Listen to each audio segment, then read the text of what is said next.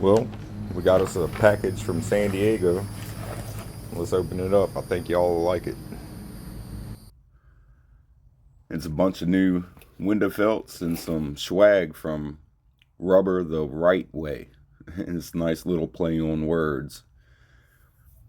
So today we'll be replacing these window felts on the old door cap, and I'm about to show you the best way to get the old ones off.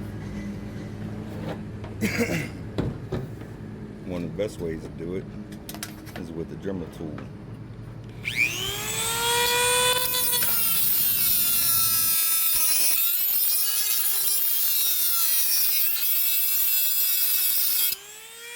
Now with the old ones off, you can either rivet, screw, or try to find a way to staple the new ones in. Now let's get these covered.